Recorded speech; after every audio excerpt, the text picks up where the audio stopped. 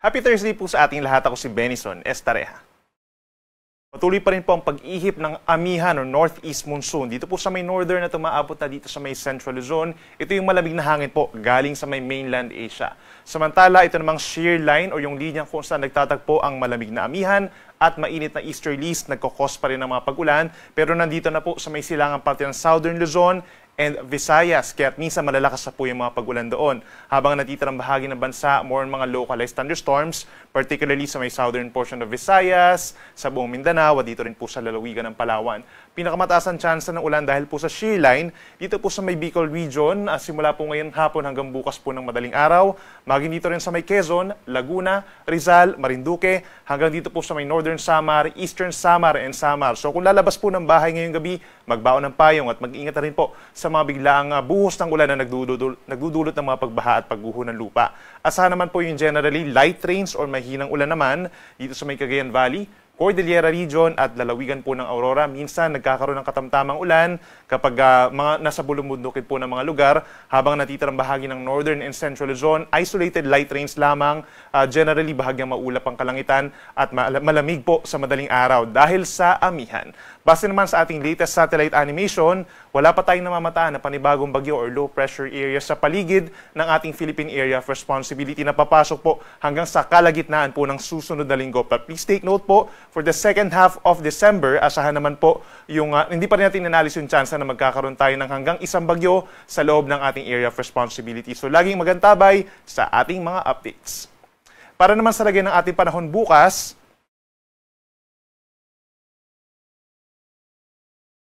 Friday, December 12 po, pinakamataas ang tsansa ng ulan pa rin dito sa may eastern section of southern Luzon dahil pa rin yan sa shear line o yung banggaan ng malamig at mainit na hangin. Mataas pa rin ang tsansa ng ulan dito sa Kabikulan at sa halos buong Calabarzon.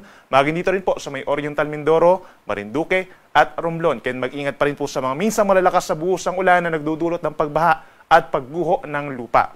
Dito naman sa may silangang parte po ng northern and central Luzon, andyan pa rin ang malamig na amihan.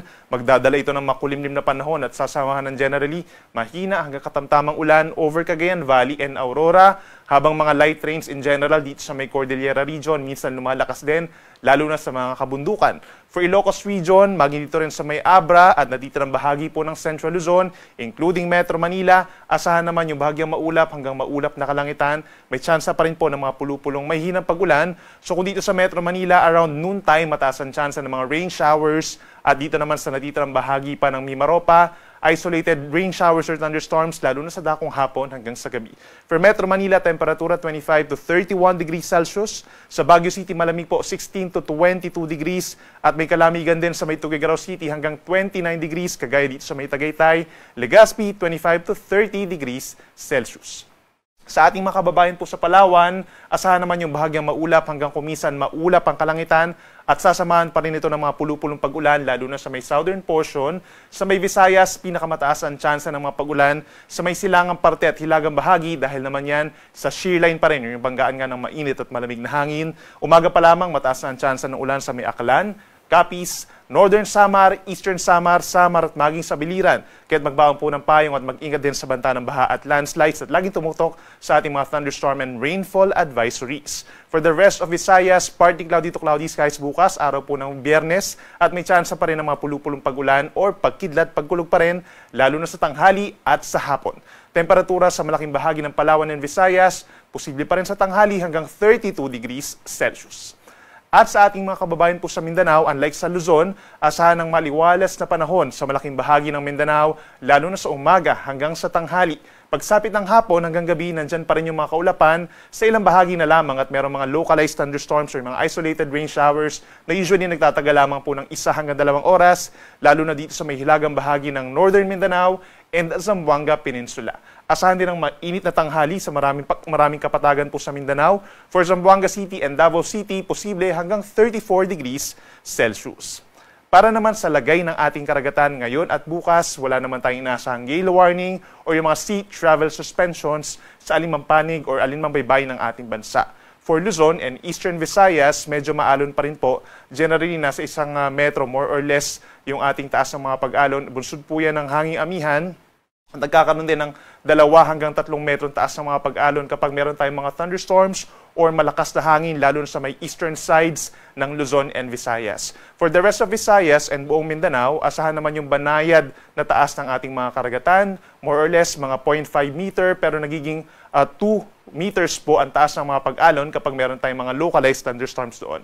Yung pagtataas ng gale warning, posible po pagsapit ng Sunday sa paglakas pa ng hanging amihan. At para naman po sa lagay pa ng panahon natin, sa Saturday, December 13 hanggang sa araw po ng Lunes, December 15, mataas pa rin ang tsansa ng mga pag-ulan sa silangang parte po ng Luzon and Visayas dahil pa rin yan sa shear line at sa northeast monsoon na inaasahan nga pong lalakas by early next week pa. So asahan po natin dito sa may Bicol region, sa amin sa Quezon at maging sa ilang bahagi pa rin po ng Calabarzon and Mimaropa, asahan po yung mataas sa tsansa ng ulan from Saturday up until Monday.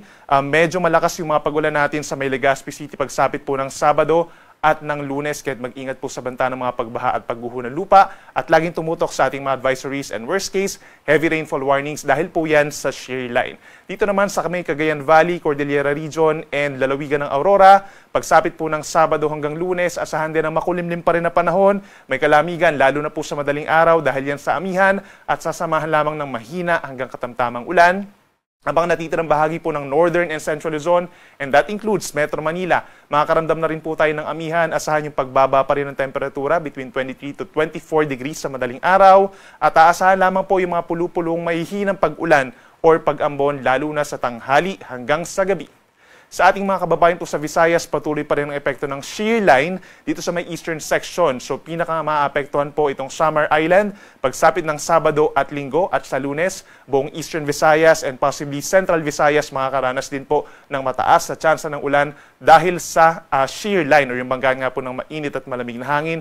Magbaon ng payong kung kinakailangan. Habang dito naman sa may natitirang bahagi po ng Visayas, itong western portion, Negros Island region, partly cloudy to cloudy skies from Saturday to Monday, pero andyan pa rin yung mataas na tsansa po ng mga pag-ulan na pulu-pulu lamang at mga localized thunderstorms naman pagsapit ng hapon. At sa ating mga kababayan po sa Mindanao, posible rin makaapekto po ng shear line itong hilagang bahagi ng Calaga Region, itong Dinagat Islands, Surigao del Norte from Saturday up until Monday dahil yan nga dun sa pagbaba ng amihan. So pag bumababa yung ating northeast monsoon at lumalakas po, bumababa din yung axis ng ating shear line. Kaya posibleng may malalakas po ng mga pag-ulan somewhere sa may Caraga Region, but other parts po kagaya dito sa may Davao Region, sa may Soxargen, Zamboanga Peninsula, Northern Mindanao and Bangsamoro, partly cloudy to cloudy skies pa rin po.